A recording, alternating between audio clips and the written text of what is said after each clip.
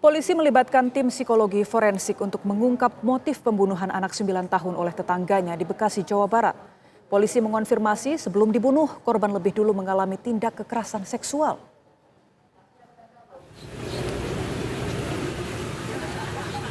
Polres Metro Kota Bekasi masih mencari motif kejahatan yang dilakukan tersangka DS yang membunuh anak perempuan usia 9 tahun tetangganya di Kampung Ciketing Selatan, Bantar Gebang, Kota Bekasi, Jawa Barat.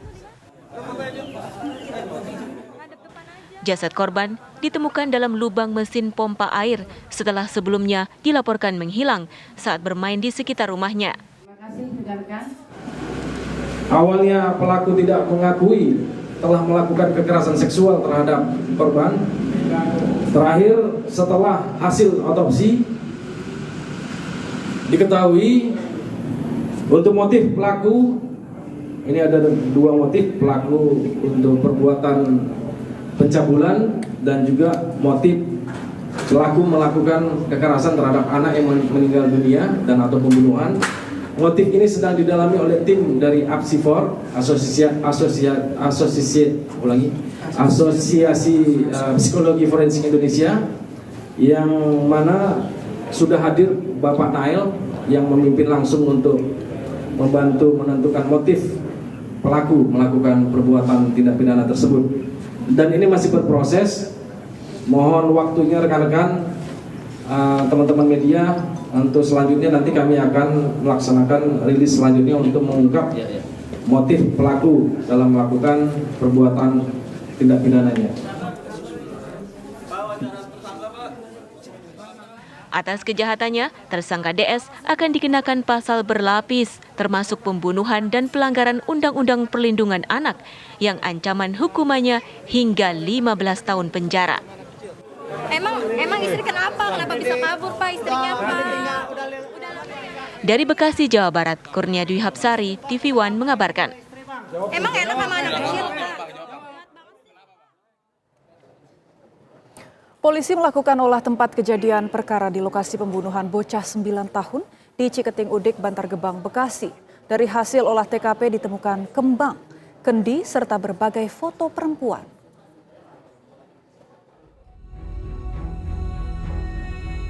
Pasca penangkapan pelaku pembunuhan anak 9 tahun yang dilakukan oleh tetangganya sendiri di Kampung Ciketing Udik, Bantar Gebang, Kota Bekasi, kondisi rumah pelaku masih terpasang garis polisi. Polres Metro Bekasi Kota melakukan olah tempat kejadian perkara guna mengumpulkan barang bukti serta mengungkap motif. Polisi menemukan sejumlah barang-barang yang diduga kerap digunakan sebagai alat perdukunan. Di dalam rumah pelaku terdapat media semacam praktek dukun. Ini kami masih sedang dalami. Oke ya. Dan inisial pelaku siapa dan? Foto anak kecil juga ada ya? Gimana? Foto-foto anak kecil di dalam kendi gitu. Ya, itu nanti masih dalam penyelidikan. Sementara warga mengatakan selama ini pelaku DS hanya tinggal seorang diri. Warga pun mengaku menemukan barang-barang yang diduga digunakan sebagai ritual. Ditemukan itu cuman ada lubang, bekas galian, terus ada sesajen itu yang saya temukan. Sesajen? Iya. Apa aja tuh, Pak, sesajen? Berbentuk keris, bunga-bunga, sama foto-foto.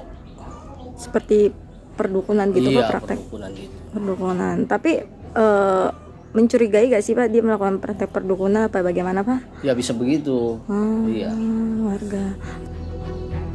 Sebelumnya polisi menangkap pelaku pembunuhan anak 9 tahun di Kampung Ciketing Udik, Bantar Gebang, Kota Bekasi pada Senin pagi. Meskipun saat ini pelaku sudah diamankan di Polres Metro Bekasi Kota, namun warga sekitar masih belum percaya pelaku tega menghabisi nyawa anak tetangganya. Dari Bekasi, Jawa Barat, Kurnia Dwi Hapsari, TV One mengabarkan.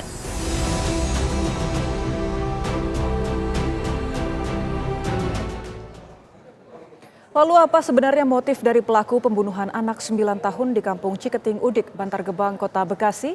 Informasi terbaru akan disampaikan oleh rekan kami Kurnia Dwi Hapsari.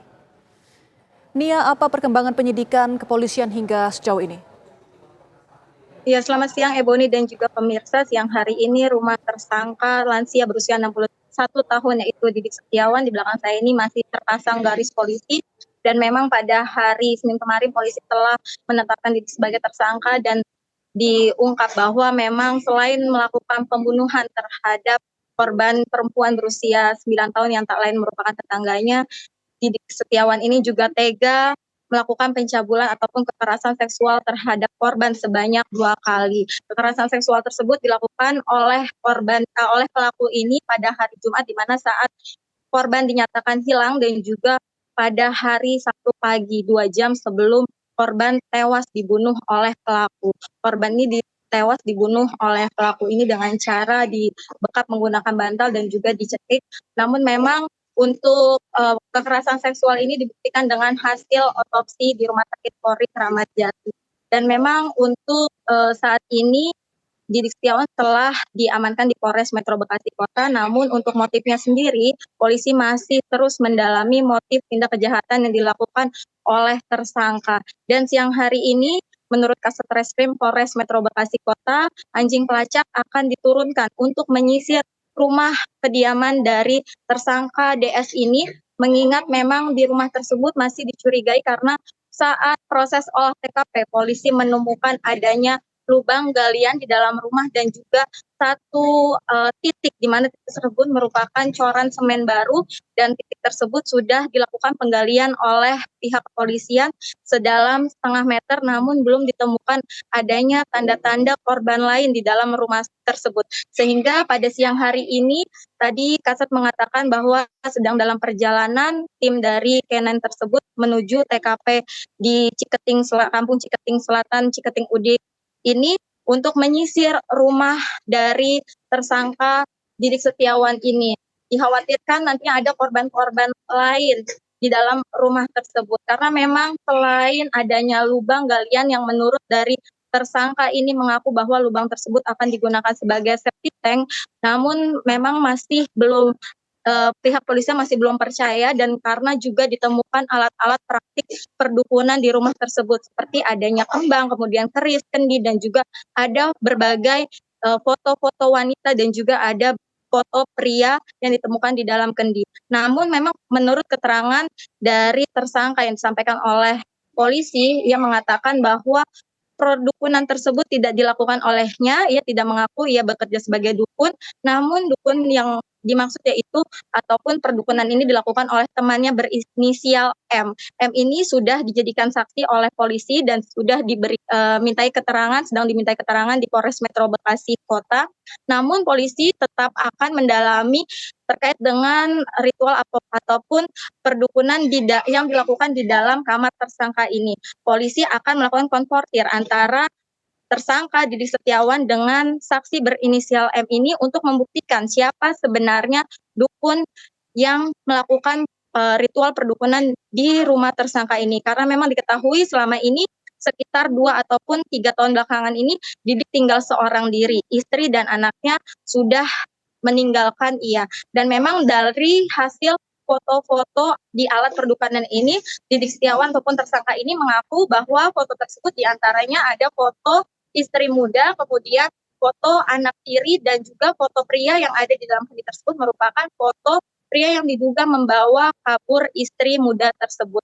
Dan pihak warga sekitar juga memang mengaku sempat sering mencium aroma-aroma bunga ataupun dupa dari area dalam rumah Didik Setiawan, namun memang belakangan Didik ini tidak mengakui hal tersebut.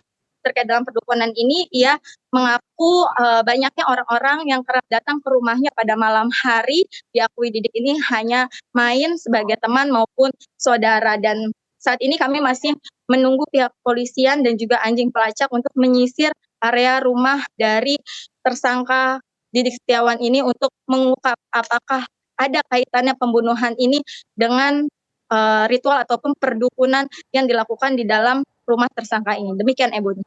Baik, terima kasih atas laporan komprehensif Anda, Kurnia Dwi Hapsari, langsung dari Bekasi, Jawa Barat.